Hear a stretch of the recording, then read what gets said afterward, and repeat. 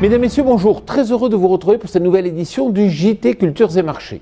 Nous commencerons cette émission en évoquant la flambée des cours des matières premières agricoles. Nous poursuivrons ensuite au Canada, où les surfaces de canola sont bien moins importantes que prévu. Nous tenterons ensuite de comprendre pourquoi l'huile de colza revient sur ses plus hauts niveaux de prix. Enfin, nous évoquerons le potentiel de production des blés en Russie. Les cours flambent. Le colza dépasse pour la première fois de son histoire 600 € par tonne sur Euronext. Et le maïs est au plus haut depuis 2013. Le blé se négocie à plus de 220 € par tonne pour la prochaine campagne, alors qu'il n'est même pas récolté. Deux raisons, le weather market et les anticipations des opérateurs financiers. Les craintes climatiques sont importantes. Gel en Europe comme aux États-Unis, sécheresse au Brésil, mais aussi désormais en Europe et sur les plaines nord-américaines. Attention, avec la tension que nous connaissons actuellement sur les bilans en cette fin de campagne, le moindre nouvel incident climatique peut avoir un effet détonateur.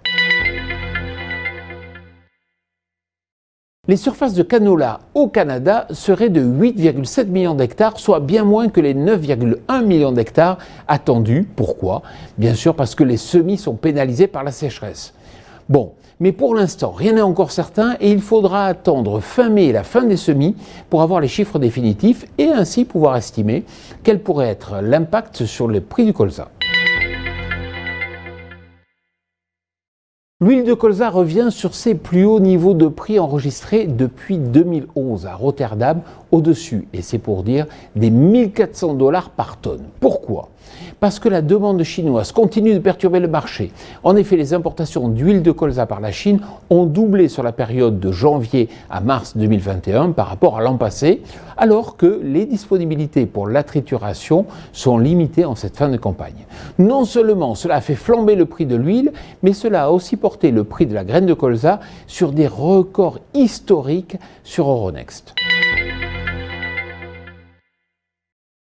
78,6 millions de tonnes, c'est le potentiel de production de blé en Russie pour 2021-2022. Rappelez-vous, les semis de blé d'hiver ont été records à l'automne dernier. Mais qu'en est-il à présent ? La situation est très contrastée avec des bonnes conditions dans le sud, mais nettement dégradées dans le centre, comme cela a été révélé par le dernier Crop Tour d'Agritel qui a été conduit à la mi-avril. Le potentiel de production est donc estimé à 78,6 millions de tonnes pour la prochaine campagne, soit quasiment 7 millions de tonnes de moins que l'an passé. Mais attention, les conditions climatiques pourraient encore impacter le potentiel de production des blés russes. Affaire à suivre donc. Alors comme je vous le dis chaque semaine, si vous recevez un email qui vous informe de la mise en ligne de ce JT, bien sûr, n'hésitez pas à le transférer à tous vos collègues et à tous vos amis. Je vous souhaite une excellente semaine.